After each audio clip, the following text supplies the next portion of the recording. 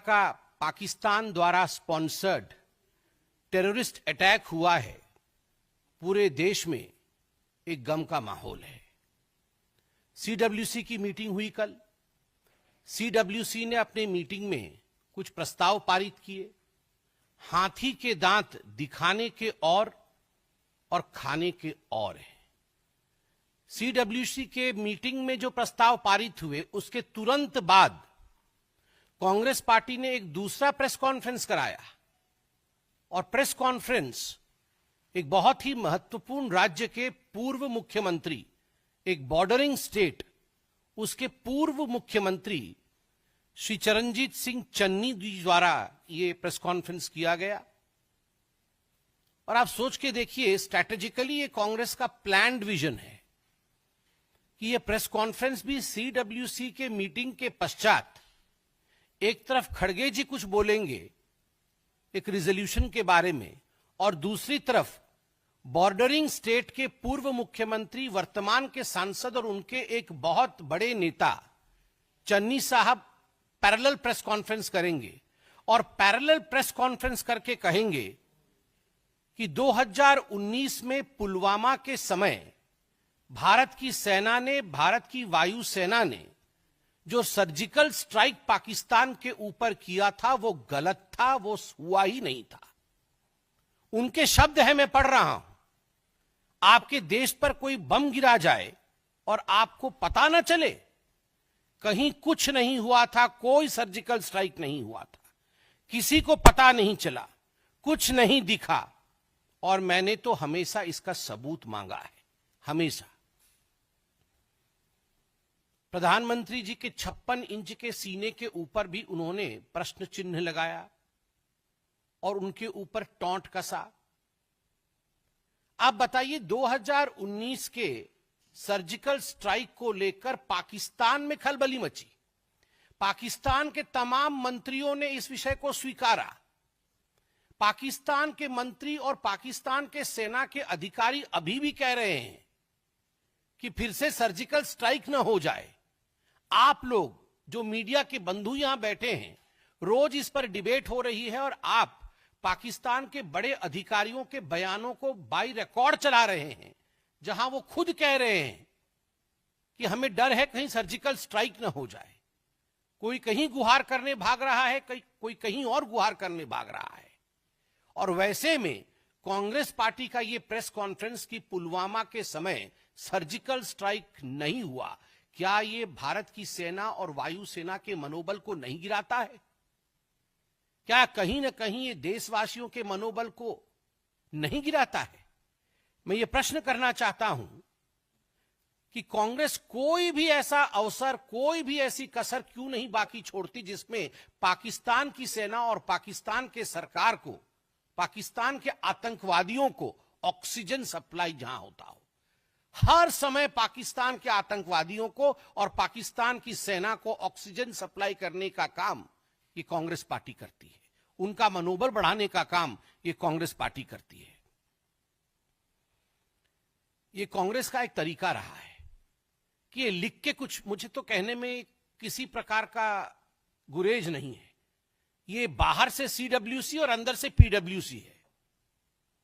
ये बाहर से सीडब्ल्यूसी है और अंदर से पीडब्ल्यूसी है।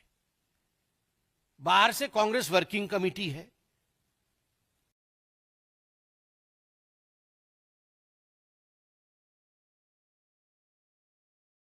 और अंदर से देखा जाए तो पाकिस्तान वर्किंग कमेटी है। ऐसे तो नहीं हो सकता है ना कि हर दिन एक नेता बाहर निकल के आए और एक प्रेस कॉन्फ्रेंस करे, इंडिया को कोसे, प्रधानमंत्री मोदी जी के खिलाफ बोले और पाकिस्तान के समर्थन में बोल दे। It is more than a coincidence. ये एक बार हो सकता है, 2 बार हो सकता है, चलो 3 बार हो सकता है, मगर जब से आतंकी हमला हुआ है 22 तारीख से, हर दिन मैं फहरिस्त गिनाऊंगा तो फहरिस्त लंबी है और आप जानते भी हैं, मगर फिर भी सैफुद्दीन सोज जो इनके मंत्री रह चुके हैं, बड़े नेता है कांग्रेस पार्टी के, कश्मीर से ही हैं, खुद निकलकर कहते हैं कि हमें बात मान लेनी चाहिए पाकिस्तान की कि आतंकवाद की गतिविधि में पाकिस्तान का कोई हाथ नहीं है, हमें पानी बंद नहीं करना चाहिए पाकिस्तान का। सैफुद्दीन सोज का यह बयान है। सिद्धरामैया जी, रोना धोना शुरू हो गया सिद्धरामैया जी का डे 1 से कि युद्ध नहीं होना चाहिए, युद्ध अच्छी बात नहीं है, पाकिस्तान को छोड़ देना चाहिए। क्यों छोड़ देना चाहिए जी? उसके बाद आरबी तिम्मापुर जो मंत्री हैं कर्नाटक में, उनका कहना है कि नहीं, सरकार झूठ बोल रही है। ये जो आतंकी आए थे, इन्होंने कोई धर्म नहीं पूछा, किसी से मजहब नहीं पूछी और ऐसे ही गोली चला दी। और जो टूरिस्ट ऐसा कह रहे हैं कि मजहब पूछ करके मारा है, उनका कहीं ना कहीं मेंटल फॉगिंग हुआ है। ये आरबी तिम्मापुर का बयान है। बीके हरिप्रसाद, मंत्री कर्नाटक, बड़े नेता कांग्रेस पार्टी के, वो कहते हैं आपके लिए, भारतीय जनता पार्टी के लिए पाकिस्तान दुश्मन राष्ट्र होगा, एनिमी कंट्री होगी, हमारे लिए तो पाकिस्तान नेबरिंग कंट्री है। मुझे तो आदरणीय हेमंत बिस्वा शर्मा जी की बात याद आ गई। अभी कुछ दिन पहले मैं देख रहा था, हेमंत बिस्वा शर्मा जी ने अपने एक इंटरव्यू में कहा कि एक बहुत बड़ा नेता है कांग्रेस पार्टी का, जो अटारी बॉर्डर से क्रॉस करके 15 दिन तक पाकिस्तान में रहे, बिना किसी को बता करके चले गए पाकिस्तान, और 15 दिन तक पाकिस्तान में रहे। मैंने हेमंत जी का वो इंटरव्यू सुना कि कहीं फ्लाइट से जाना पड़े, एयरपोर्ट से जाना पड़े तो पकड़ में आ जाएंगे, इसलिए चोरी चोरी चुपके चुपके अटारी बॉर्डर क्रॉस करके कांग्रेस का एक कद्दावर नेता 15 दिन तक इस्लामाबाद में रहता है। और माननीय हेमंत जी ने जो कहा कि उनके बच्चे भी भारत के नागरिक नहीं हैं, ये तो बड़ा ही गंभीर विषय है। तो ये क्या मामला है? तो बीके हरिप्रसाद कहते हैं हमारे लिए तो बड़ा प्यारा नेबरिंग कंट्री है, ये पाकिस्तान जो है एनिमी कंट्री होगी बीजेपी की। हाँ, आपके सांसद 15 दिन रहते हैं, आपके बच्चे यहां के सिटीजन ही नहीं है, तो आपके लिए तो नेबरिंग कंट्री होगा ही वो बड़ा प्यारा।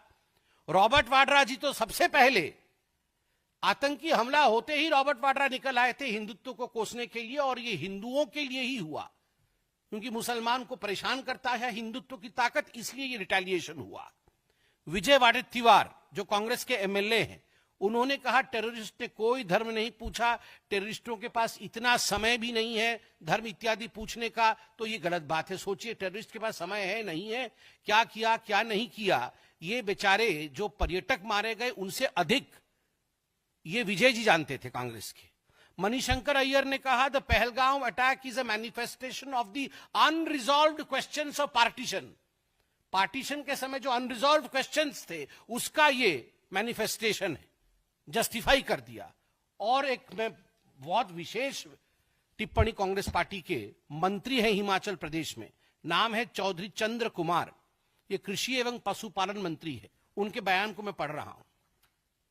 इस वक्त पूरा विश्व हम पर थूक रहा है, हम पर मतलब हिंदुस्तान पर, इस वक्त पूरा विश्व हम पर थूक रहा है कि हमारे देश में कैसी सुरक्षा व्यवस्था है।